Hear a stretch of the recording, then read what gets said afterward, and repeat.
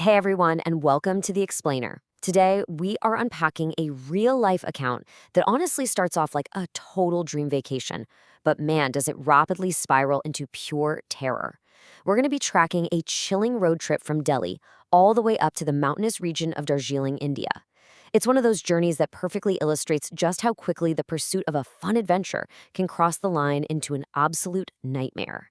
Have you ever taken a trip you just completely wish you could undo? You know, a journey where one single seemingly innocent decision ended up changing literally everything?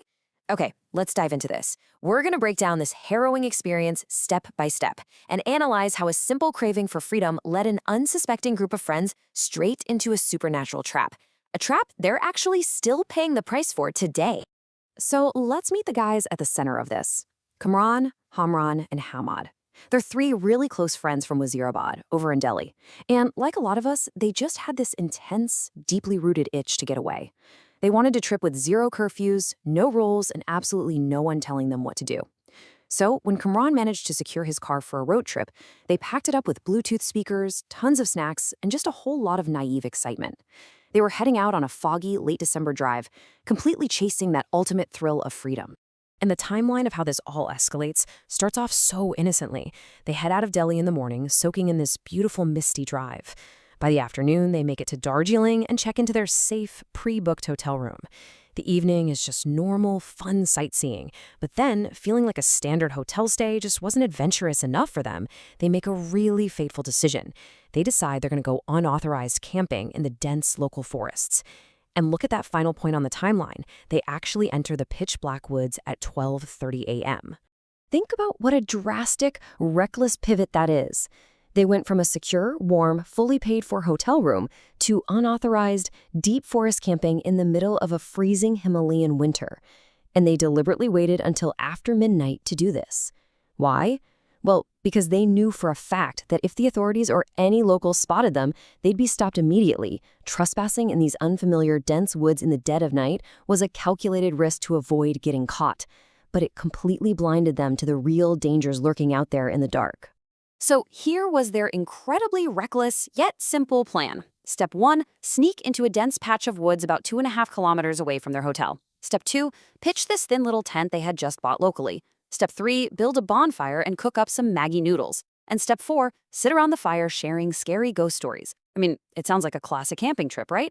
But as we slow down and really look at the reality of their isolation, miles away from any help, in absolute, total darkness, things are about to go very, very wrong. Picture this. They're sitting around the fire, and while Hamad is enthusiastically telling these ghost stories, Hamran completely zones out. This creeping, heavy paranoia just sets in. He keeps staring out into the pitch-black tree line, and he repeatedly interrupts the stories to whisper, "There is someone behind that tree." He says he feels this intense, heavy gaze on them, a watching presence. Now, at first, the other two just brush it off. They figure the campfire stories are just getting to his head, right? But Hamran's dread is contagious. Finally, Cameron decides he's going to prove his friend wrong once and for all. He grabs his flashlight, stands up, and walks straight toward the massive tree Cameron was pointing at. He shines the beam right into the darkness. At first, nothing. But then, as he steps just a little closer, he sees it. This jarring, utterly impossible silhouette darts away from the tree. And it doesn't just run. The source material actually describes it as moving at rocket speed, like a completely unnatural, terrifying velocity. Spooked to their absolute core, the friends immediately abandon their dying bonfire and retreat inside their zipped-up tent. But come on, the thin fabric of a tent offers no real protection, does it? Once they're inside, this horrifying auditory assault begins. Clear as day, they hear the distinct, heavy sobbing of a young girl. And the crying isn't staying in one place. It's moving rapidly, practically circling the outside of their freezing shelter. Sometimes it sounds terrifyingly close, like right up against the canvas, and other times it drifts slightly further away. The guys actually unzip the tent and frantically shine their flashlights around, hoping maybe it's just a lost camper. But the woods are totally empty. The source of the crying is completely, impossibly invisible. Utterly terrified, they zip that tent back up and just pray for sleep to take them. The clock hits exactly 3 a.m. Now, what's really interesting about this slide is the time. 3 a.m. is often referred to in folklore as the witching hour. Cameron jolts awake. He hasn't actually heard a noise, but he is completely overwhelmed by this suffocating feeling of dread and severe claustrophobia. His friends are still fast asleep, but Cameron feels this screaming instinct that something is terribly, terribly wrong outside. So he reaches for the zipper of the tent. The girl in white, a chilling manifestation.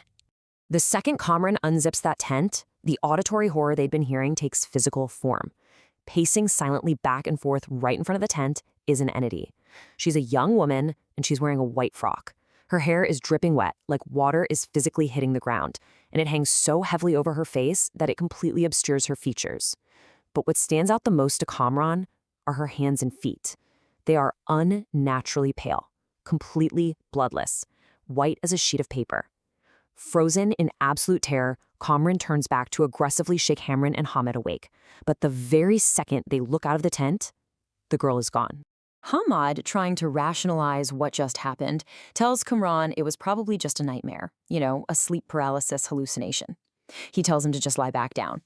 But guys, the exact moment their heads hit those sleeping bags, the entire tent violently shakes. And no, it is not the wind. The physical structure of the tent is being grabbed and rattled aggressively from the outside by an unseen force. Absolute panic sets in. They realize they are actively under attack. They frantically unzip the tent to make a run for it. As they burst out of the tent, just scrambling wildly in the dark, Hamad's foot kicks something heavy. He looks down and sees this accursed doll. It's described in the accounts as this mangled, repulsive, heavily damaged, and just horrifyingly ugly toy that had inexplicably materialized right at the entrance of their tent. Acting on pure, unfiltered adrenaline and absolute disgust, Hamad snatches up the horrific doll and throws it as hard and as far as he possibly can, deep into the dark wards. And right as that doll disappears into the darkness, a disembodied whisper echoes out from inside their empty tent. A female voice softly asks, "Kamran, itna dar kyun rahe ho?" Which translates to, "Kamran, why are you so scared?" Think about that for a second. This is the ultimate terrifying realization.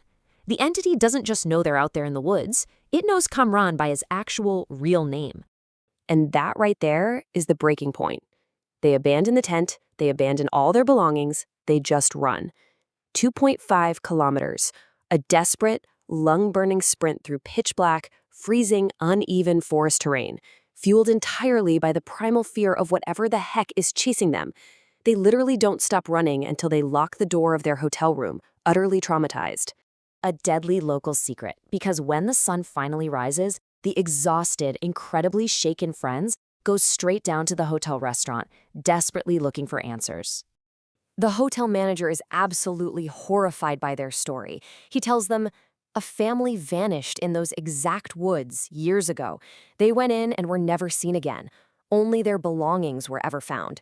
Now, whoever goes into that specific patch of forest after sunset hears the weeping of a girl or sees spectral figures.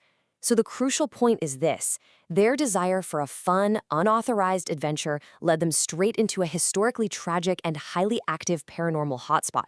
It was a place the locals actively knew to avoid.